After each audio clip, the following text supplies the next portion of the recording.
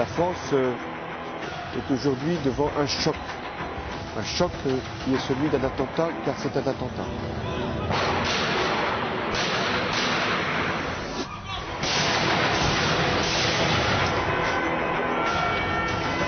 On n'a rien fait, on n'est que témoin. On a vu des policiers courir, on en a vu un qui avait l'air d'être blessé à la jambe.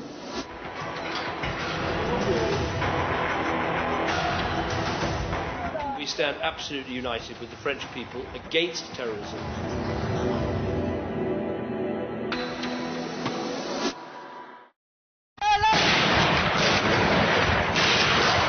The terrifying moment terrorists strike in the heart of Paris.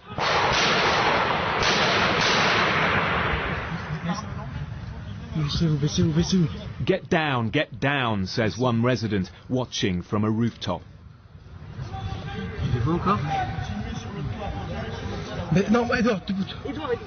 Don't move, a friend calls out, as one man takes a closer look at the shooting below.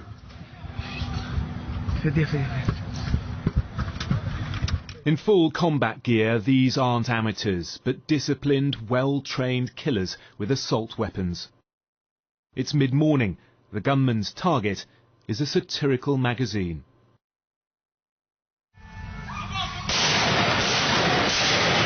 Then the men turn their attention to a police officer whose image we've obscured. He's injured, but they go on to kill him in cold blood. Leaving the man's lifeless body on the pavement, they then head to a getaway car.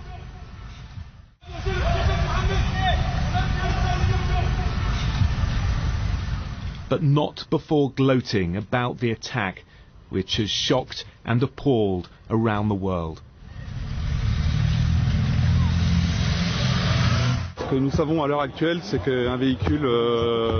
What we know so far is that a car with 3 masked men arrived at Rue Ambert, number 10, inside Charlie Hebdo.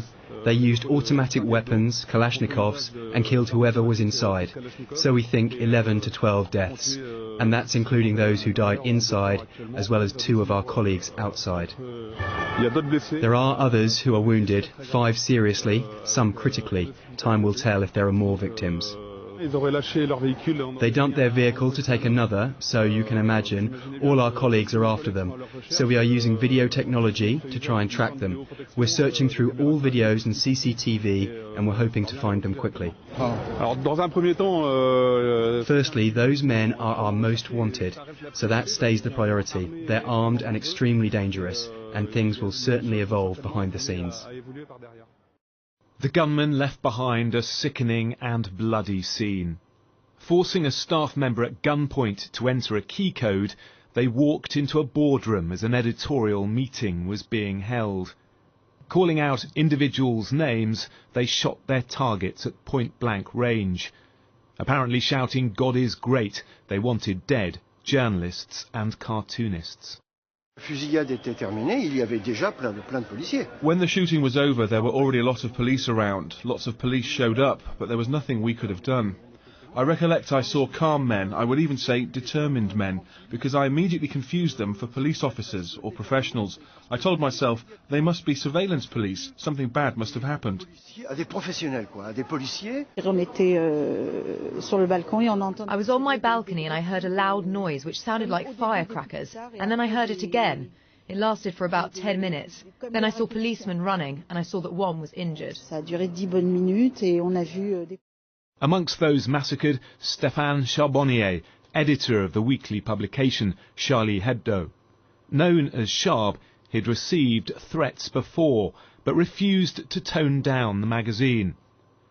He'd strongly defended cartoons featuring the Prophet Muhammad, once saying, "I'd prefer to die standing than live on my knees." We're in a weird situation in France. Islam is the second religion in the country in terms of practitioners, and in fact nobody knows anything about Muhammad. Nobody knows anything about this religion.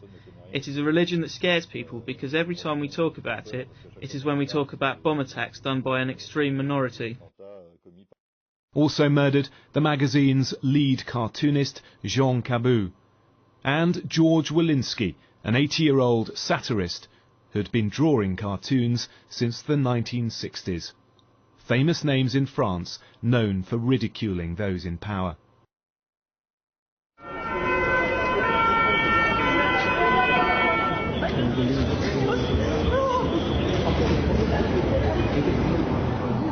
With the gunmen on the run, the injured poured out of the building.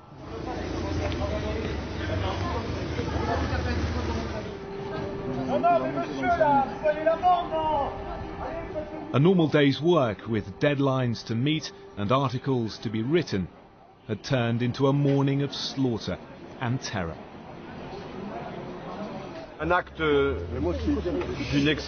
It was an exceptionally barbaric attack committed here in Paris against the newspaper, which also means against freedom of speech and against journalists. The security level in Paris has been raised, and we are looking for the perpetrators of this crime. Today, France has undergone a shock and has suffered a terrorist attack. The attack happened not far from the very centre of the French capital, less than a kilometre away from the Place de la Bastille. The Charlie Hebdo offices are on this street, Rue Nicolas Appert. They carried out their assault on the building's second floor. Following their attack, they made their getaway, but as this photo shows, they were seemingly confronted by police around the corner in Allée Verte. There also appears to have been another shootout just yards away on Boulevard Richard Lenoir, a main thoroughfare that runs through much of Paris, where this police car's windscreen was repeatedly shot at. It was near here the injured policeman was shot dead. It's thought they then drove towards the northeast of the city and abandoned their vehicle here before hijacking a second car and turning the driver out into the road. A short time later, the original getaway car was discovered. What clues will it deliver as to who would carry out such a crime and why? I know that this House and this country stands united with the French people in our opposition to all forms of terrorism, and we stand squarely for free speech and democracy. And these people will never be able to take us off those values. To see the kind of cowardly, evil attacks that took place today, I think reinforces once again why it's so important for us to stand in solidarity with them, just as they stand in solidarity with us. Within minutes there was an explosion of outrage and sympathy on Twitter and other social media sites. Amongst those commenting are the journalists, Piers Morgan writing "Horrendous story from Paris." Comedian David Walliams posted, "Executing unarmed cartoonists can never be the will of any god." And thousands of people have now posted this picture, "Je suis Charlie, I am Charlie," supporting the freedom of speech and in response to the gunmen claiming they had killed Charlie Hebdo. The United States Embassy in France even added the comment to its official Twitter page. Ian Hislop, the editor of Britain's satirical magazine Private Eye, commented that the dead journalists paid a very heavy price for exercising their comic liberty. "Very little seems funny today," he said. Cartoonists are fighting back with their pens. They are uniting to stand up for freedom of expression.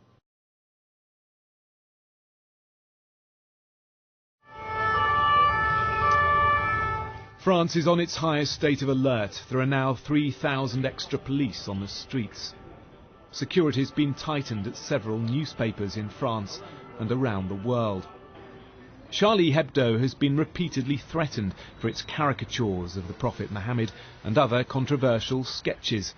Its offices were firebombed in 2011, and the magazine's been taken to court unsuccessfully for insulting Islam. It's been a bloody few weeks for France. The country has suffered a number of attacks. A van drove into a Christmas market, injuring shoppers. And in Dijon, another driver ploughed into pedestrians, hurting a dozen people. He was shouting, "God is great." But this attack is different. Calm, organised killers who drive an inconspicuous vehicle and knew when to strike. They can handle with ease an AK-47, firing whilst running. They had done their gruesome homework. Speaking fluent French with no accent, they apparently claimed to be affiliated to Al-Qaeda. That terror organisation and the Islamic State group have both repeatedly threatened to attack France. Afin de favoriser la neutralisation dans les meilleurs délais. In order to facilitate the apprehension of the 3 criminals who committed these barbarous acts with the smallest possible delay, all the resources of the Interior and Justice Ministries have been mobilized in order that the investigation gets underway quickly. As the day drew to a close, there were demonstrations and vigils in Paris and around the world, and the French president addressed the nation. Mes chers compatriotes, aujourd'hui la France a été attaquée en son cœur.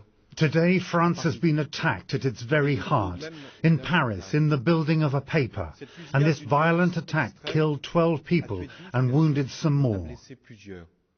Je veux ici, en votre nom, today, in your name, I would like to express our gratefulness to those people who are wounded, to all those who have been killed by this cowardly assassination. Today, they are our heroes. The shooting in central Paris lasted just minutes. The repercussions are only just beginning. And the gunmen who killed with such ease and precision are carrying out the rest of their plan. For now, escaping capture and justice.